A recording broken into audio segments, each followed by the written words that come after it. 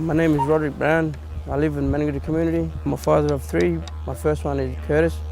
My second boy is Dray. My third one is Devon. My partner's name is Danielle Turner.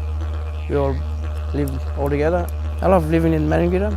I grew up in Maningrida my whole life. The place, close to my people, my homeland, and my kids mainly.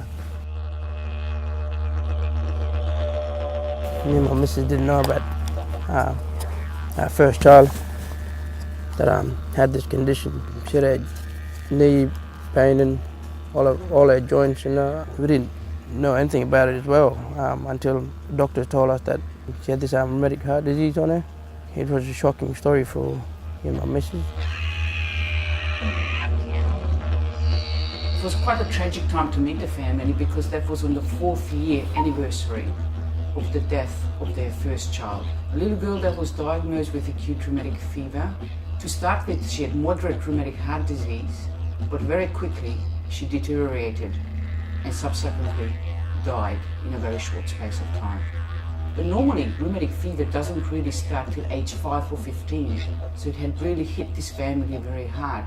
Whilst they're still trying to understand what happened to their little girl, now they were facing their second child going through exactly the same at exactly the same age. When we had Curtis, it kind of passed on to our little boy Curtis. Curtis doesn't complain for the needle. He has been having this for quite a year now, and he's kind of used to it.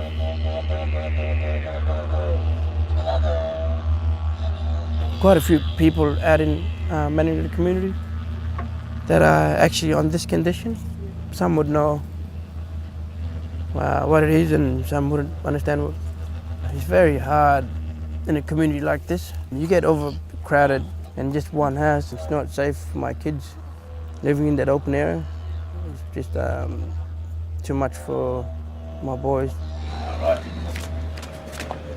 Dog, cheeky one. Yeah. Ever since when Dad didn't work, I had to just fully hand wash every time, every after work. Just didn't get a chance to before to get a washing machine there, and I'm really desperate to get a washing machine and a dryer, because I got kids at this condition, and it's very hard. Yeah, on that day when they installed this cupboard, I came back. A few minutes later on, had a quick shower, came out. My kids was mucking around, and next minute he got cut on his fingers there. I mean, everything was just hanging. He was bleeding. I didn't cry after that when I took him down to the clinic, and I felt really bad. And then I went to the housing the next day and told them that this wasn't good. We've got a bit of mesh and all that to tie, to block it, to have our privacy. And at night, people just stares. During when it's wet season, it's just rain. This water just comes right in there, about where I am standing. Sometimes when they're coming from bush, or some families coming from other towns, other communities, there's no way other places to stay for them. That's why we let them come stay here.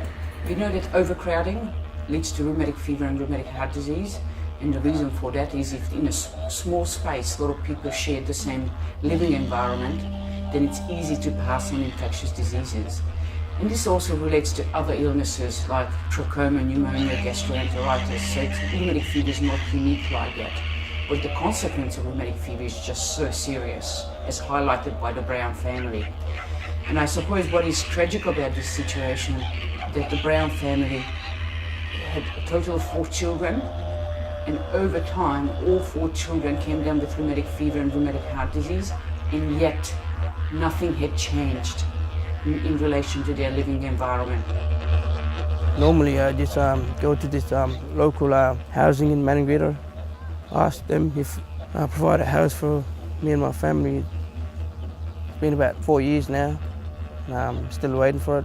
Talking to Bo, if she could help me out to talk to the housing if I can get a house, like a proper house, you know, it would be good for me and my kids, you know. It's good to have more houses, you know, for the people at this condition, you know. It would be good if they would have their own house.